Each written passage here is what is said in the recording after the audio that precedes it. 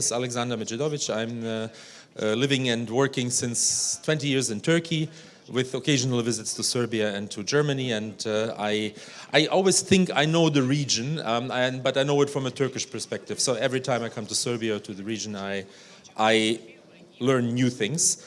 And every time I come here, there is more and more FDI. I see more and more foreign investment. And I'm asking myself, is there something going on in Serbia that I'm not able to qualify, that I'm not able to understand myself? And the question is obviously, yes, there is, because there is more and more inflow of FDI. There is new FDI. There is new companies. There's new technologies coming in, also from new markets like Turkey. I myself work with foreign investors, with Turkish foreign investors in the region, among those countries in the region, also in Serbia. But obviously, the newcomers or the single investors wouldn't perceive Serbia for what it is if it wouldn't be for the big companies.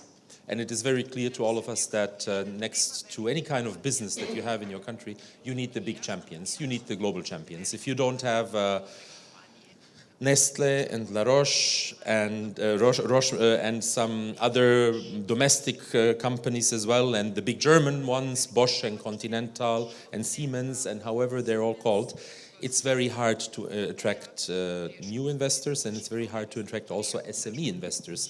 Because we've seen from many cases that single-standing companies, for example, from Turkey, but also from other countries, from Italy, from Germany, like to come and to invest. But again, their money is not that loose, in the pockets, if there is not the security of having strong neighbors and the global champions. And from that point of view, we have very strong panelists with us today who will give us their insight, and I would like to introduce them one by one. We have Mrs. Yana Mikhailova. She's the CEO of Nestlé for the Southeast market.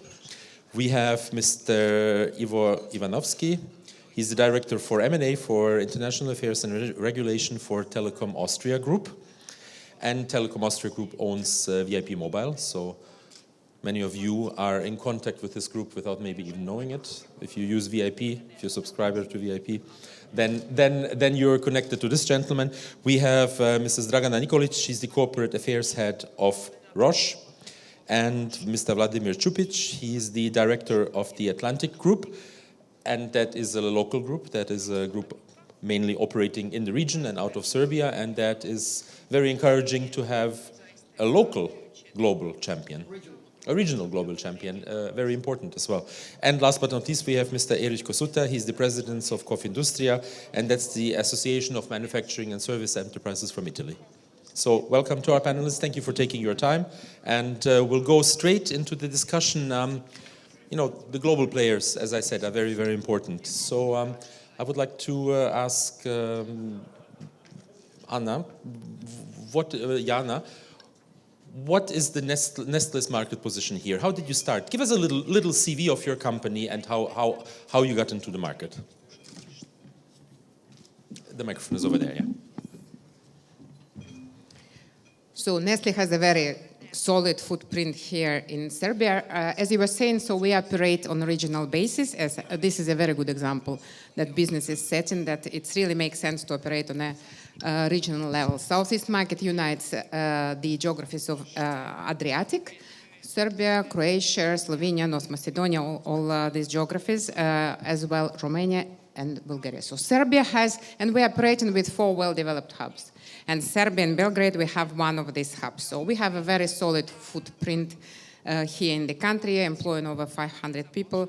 But let me return back a little bit, saying how we entered the market. But let me first send how Nestlé appeared. I think all big companies are appearing on Earth and can exist so long because Nestlé exists more than 150 years.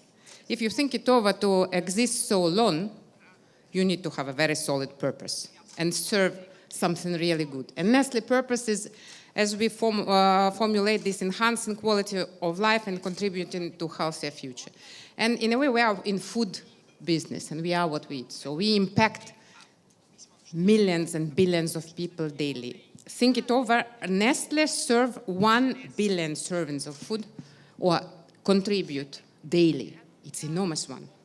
And it started with the innovation, because Nestlé has been created when Henry Nestlé invented the baby milk. So there was a big issue over 150 years ago when the newborn were not surviving if a mother had no milk. So it created from that time. And since then, Nestlé is staying very relevant to the consumers. With the products, delivering innovations.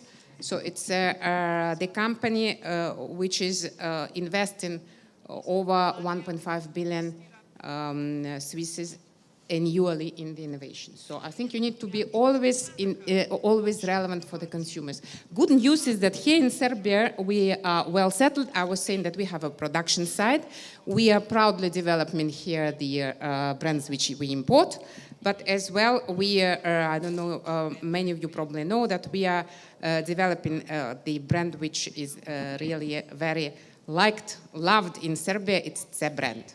So good production, good business, growing, and this is Serbian histories as well, already above 15 years. Well, I have a complaint. You were way too late with Nespresso.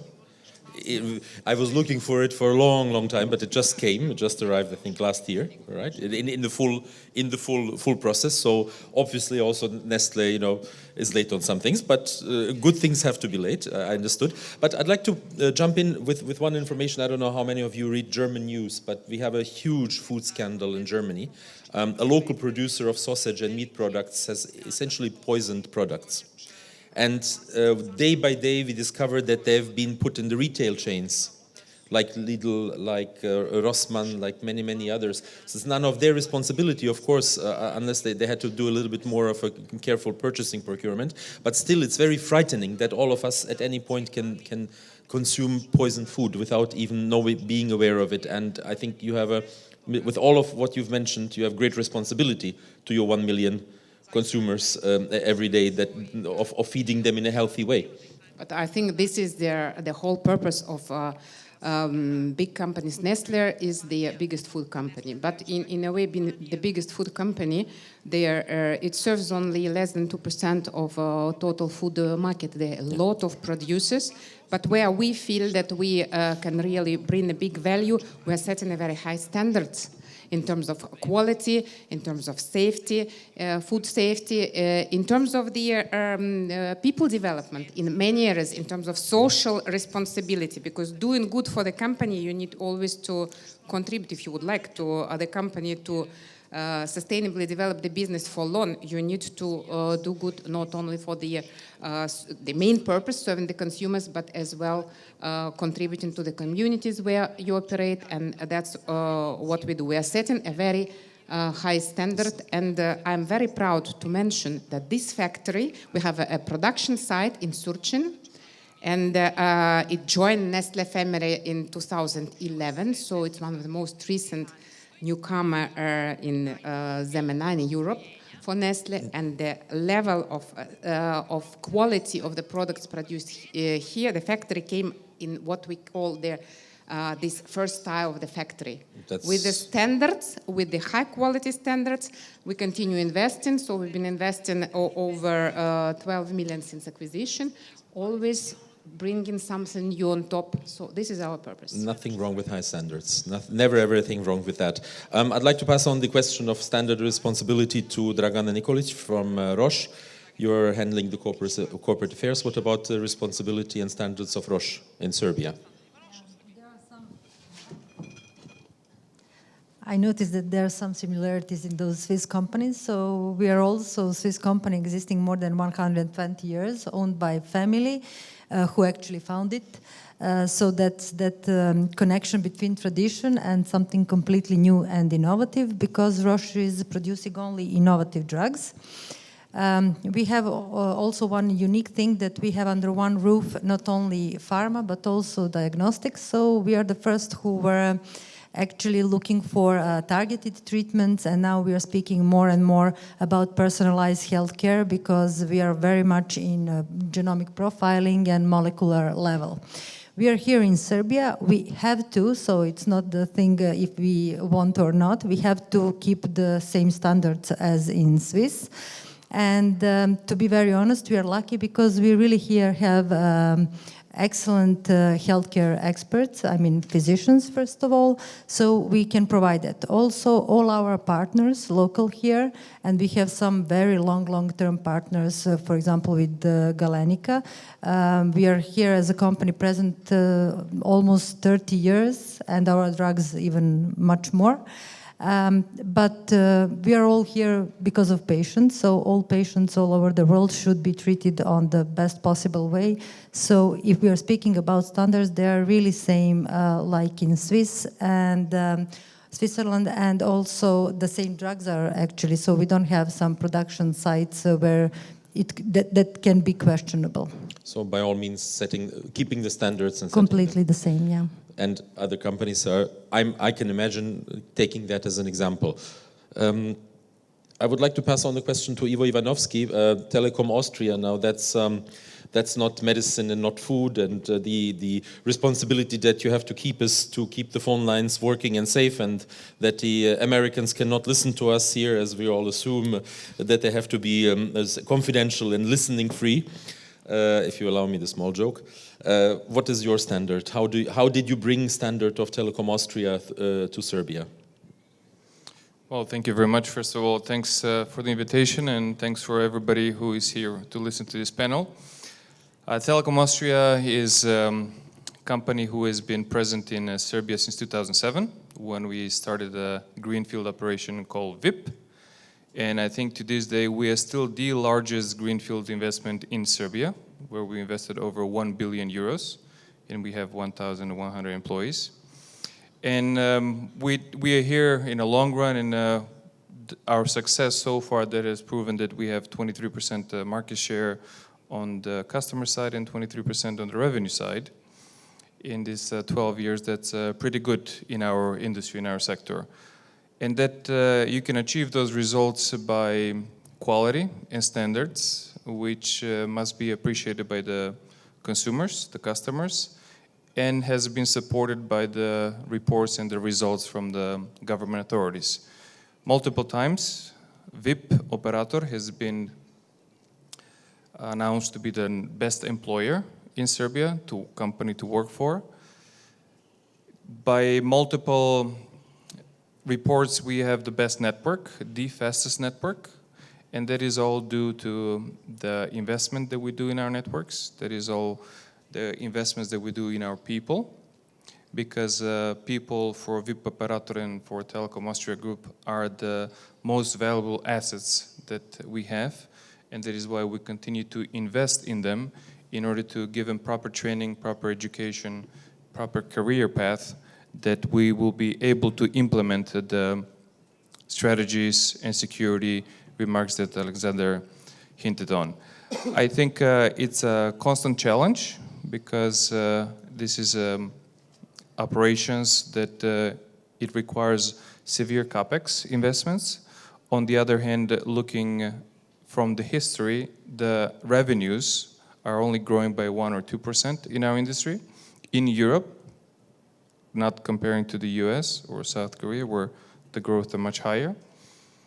And this is an industry where we have to invest more and find ways how to be more efficient in order even to keep the same customers. And VIP operator has been able to do this being part of the Telekom Austria Group. We are also present, of course, in Austria, Croatia, Slovenia, Macedonia, Bulgaria, Belarus, and Serbia, and we also had small operations in Liechtenstein. We are minority owners over there, but we will get out of that.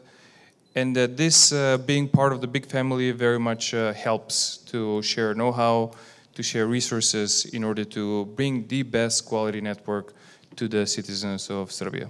You elegantly ignored my joke, which I fully understand. You know, we in this region all think that all life is a big conspiracy theory, and we all believe that either the Americans or the Russians are listening to us and listening to all of our phone calls. So obviously that is not the case with VIP. I understood. Very good to know. Mr. Erich Cossutta, you're the president of Confindustria. That's not only one company; it's uniting Italian companies. Tell us a little bit about what the federation does, and then what your view is on how you entered Serbia. Yeah, thank you. Yes, we are part of Confindustria in Italy. Confindustria is one of the biggest business association in Europe. We have something like 150,000 companies and more than 5.5 million employees. So we have quite a very strong specific weight. We started operation as Confindustria here 6 years ago. So it is a success story. We have 160 members here. They are basically SMEs, but also big companies, big insurance companies, big banks. So we have quite a wide offer of companies here. What is important, I consider myself as a pioneer in this country because obviously I have my own companies here. We started investing in Serbia in 1996. In difficult times. In difficult times. So Yeah. many of these gray hairs are dating back from 1996 or I didn't work in Serbia at that time. Yeah. So when we go back to standards, I can see in Serbia that standards have improved dramatically, so we cannot compare. So, and the whole climate for our companies is completely different. When did that start? When did the standards start to improve? I would be interested in that. Let's say in the second half of 2000, let's say from 2005, we see a dramatical change. So we saw things improving. And what I must say, Italian companies has always been here, so maybe in smaller number, but we have always been here. You've been the first foreign investors here as far as I know. For years, now we are playing this first or second place with the Germans. We have a very strong commercial interchange, very strong investments here, so I repeat. So standards for sure in Serbia, they have improved. So I do remember CE Market many years ago, so I'm very glad that CE Market is today part of Nestlé Group. So, and there are many cases like this, so standards have really improved. And we have some global champions here, some global champions like Fiat. Mm-hmm. And I'm very glad to say that 500L, which is a very successful car for Fiat, it has also one of the best performances in terms of quality. Yes. So Serbia produces very good cars. Only they don't know how to use the marketing opportunities. If any other car producer would have a car that was used by the Pope, and it's not a Mercedes-Benz or a BMW, and it's used by the Pope arriving in